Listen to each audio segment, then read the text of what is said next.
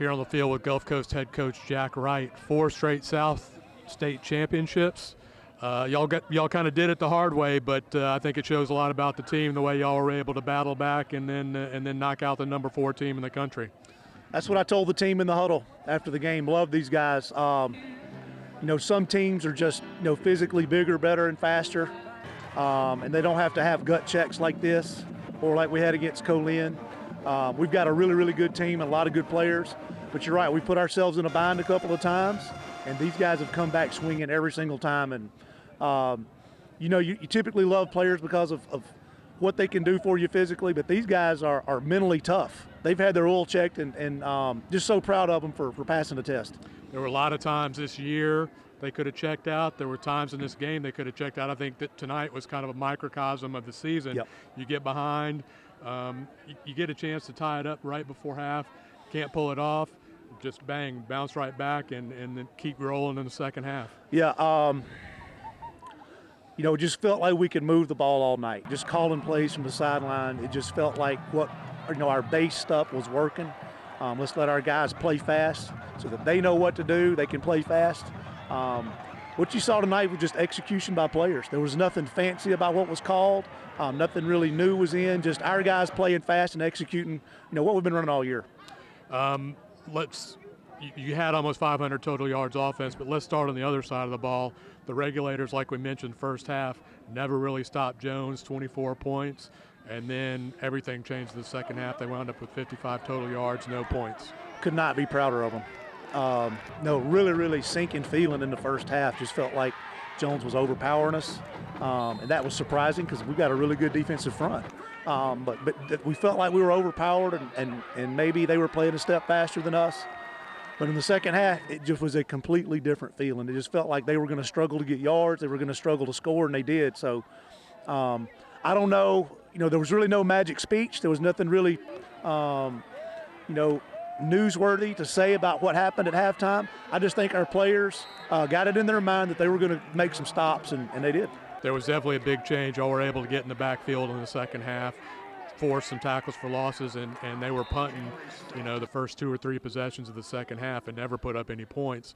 And like you said, it's just a total flip, and the gears shifted. They did. Just football is a game of momentum. I've been on both sides of it as a coach. You've been on both sides of it this year. This year, we've had momentum and we've lost it, and we've seen other teams gain it. So we had a lot of momentum tonight. We never really lost it offensively. The offensive coach in me wishes maybe we could have just kept the pedal to the metal even in the fourth quarter, but it became about pounding out first downs and getting some clock management handled there. So we did that. Just really proud of the team. Just an all-around team win. Our O-line played really well. Cam played really well. Pat had a great game. Our receivers made plays. And the defense in the second half was just, they were lights out. Cam had almost 200 yards rushing. You were able to run the ball, which is obviously a huge deal when you're running the offense. Just talk about the running game a little bit.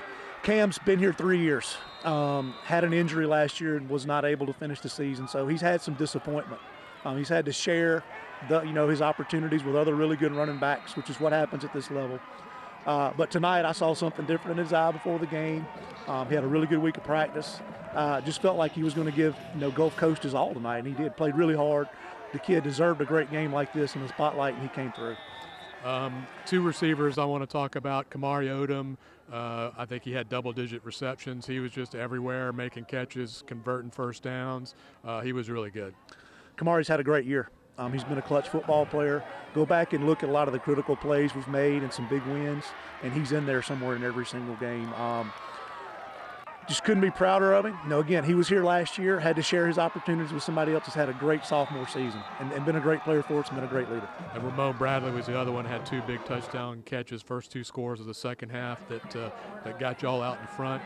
He's just a dangerous player. Ramon's an electric football player, dangerous in space. One-on-one, he creates a lot of problems. So he's just a great player. We knew he was when we got him here. It's just taken a little bit longer this season for him to come around and start making the plays that we knew he could. But we knew we had something special in him this summer when we started working out with him. But, sometimes a guy's first year in college, playing at this level, it takes time to get comfortable and get in the swing of things. He is now, and he's making the plays that we knew he could. And none of that happens without the O-line. I think they kept Pat clean all night. He had to scramble a couple times when he didn't find anything open downfield, but I don't think he got sacked. Those guys did a great job, obviously, pass protection and running the ball. I don't know the exact numbers, Don, but I'm pretty sure we were very balanced. And when that happens, it goes to some domination up front when you're able to hand off and gain yards, and then also keep the quarterback clean. We've had a really, really young O-line coming into the season, and it took a little bit of time for them to gel. Knew we had a lot of talent up there, some big guys that can move and can finish blocks. But getting those 5 guys to work together, those 5 positions to work together and gel like they've done here at the end of the season has been a really, really fun process to watch come to fruition. That sets up. You get the number 1 seed, so we'll be playing at home the rest of the year. I think we're going to get East Mississippi again next week. What are y'all going to be doing this week? They've got a very dangerous passing game. We saw it, firsthand. A bunch of dynamic receivers and skilled players on offense. So we've got a huge challenge just to try to limit what they're able to do on offense. And that was really, the story of tonight too. We figured out a way in the second half to limit Jones's opportunities.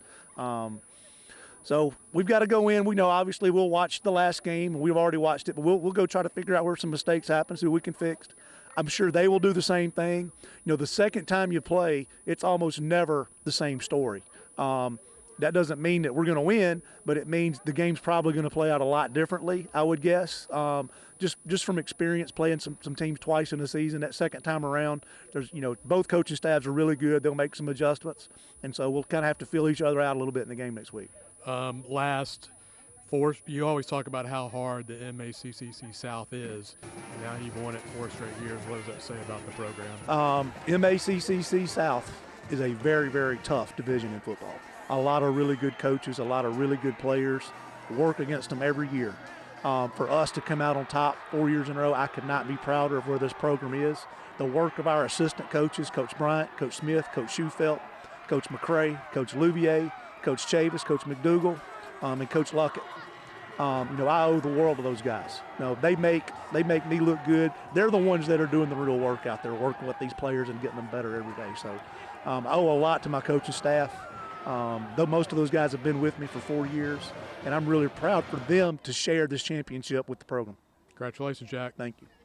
Here on the field with defensive lineman Torren Coppage-El from Stone Mountain, Georgia. Torren, huge win for you guys. What does it feel like, South State champions? It's just great to be playing next week. Like, a lot of people counting us out, but we believe, so it just felt great to execute. Yeah, you get your 3rd loss a few weeks ago. It looked like you might be in big trouble, might not make the playoffs, and now you're the South State champs and going to get to host. So that says a lot about this team, doesn't it? Yes, sir. We plan to keep the streak going, too. First half, Jones scores 24 points. Y'all didn't really get them stopped at all. What changed for y'all in the second half? Well, we went into halftime. We had a little brotherhood speech, same as we did in Colin, and we just clicked. We made some adjustments and just played hard. We brought a lot of juice. Y'all were able to get them in 3rd downs and get them stopped, get them off the field, and the offense just kept on rolling. What'd you see from them? We just fed off the offense. Really, they just kept trying to run the same scheme. We adjusted good and just made plays. Just played up to our potential. What specifically, what kind of adjustments did y'all make to get them stopped? We went on 4th down. It allowed for our edges to get more one-on-ones, and then we played the run way better out of it, so it's a great adjustment. Going to have a big game next week. I think it's going to be East Mississippi. It'll be a chance for some revenge. What are you looking forward to next week? I can't wait. I can't believe we gave the one up at home, but we got a second chance. That's rare, so we look to execute. All right. Torren Coppage-El, a big part of a defense that held Jones to 55 yards in the second half. Congratulations, Torren. Thank you. Here on the field with tight end KD Wells. KD, the offense was fantastic tonight. What did it feel like out there just knowing that y'all are just going to keep rolling? Man, it's a good feeling, man. Week in, week out, we work hard every day, every night, man. So, we work for this. What you guys come in, a few weeks ago, lose a 3rd game of the season. Things don't look very good. How did the team kind of rally to get to this point, be South State champs? I feel like that moment we grew together, you know what I'm saying? We're very talented when we're young also. That moment right there, we put everything together and glued together, made a brotherhood with this right here. You're part of the running game. You're part of the passing game. Cam had 191 yards, I think, on the ground. Y'all had 200 yards on the ground total. What was it like blocking up front for him today? It's fun, man. I call him nephew, man. We play together. all-star game. Now we're playing again in college. It's a good feeling. I love blocking for him. I lose a back. I love blocking for him, man. All the backs, T-Train, Zay, every single one of them. And you're in the passing game, too. You had a big conversion there, a 10-yard catch to convert a first down. What was working in the passing game for y'all? Everything. I mean, like, our receiving core is like the best I've ever seen my own two. I feel like Ramon Bradley, Kamari, Cyrus, Rico, all of it. It's hard to go in one-on-one. He had me with my number call, ready to make a play anytime. And none of that happens without the offensive line, which you're also a part of. Yeah. What was it like up front for y'all tonight? Those guys, they hungry, man. Every week we say, hey, guy, got a big task coming up. If we lose, it's because of y'all, you know what I'm saying? Even though we don't really mean it, it fill them guys up. Tonight you seen how they play their butt off. Y'all kept Pat clean for the night. I don't know that he was sacked once. He had to scramble a little bit and was able to turn some scrambles into some first down. So y'all did it all the way around. Regulators had a rough first half. What did you see from them in the second half? Man, I was just telling T, that was the worst time they ever played, but it couldn't get any worse. I was confident they're going to have time down 17-24, but I believe them guys because they couldn't play any worse. We had their back, like they had our back previous game before we got their back. So, I mean, yeah, I believe them guys from the jump. All right, you guys got a big game next week, playoff game here at Perk. What are you going to be doing this week to get ready? First, get some rest tomorrow and then preparation from now on. All right, congratulations, KD. Thank you, man.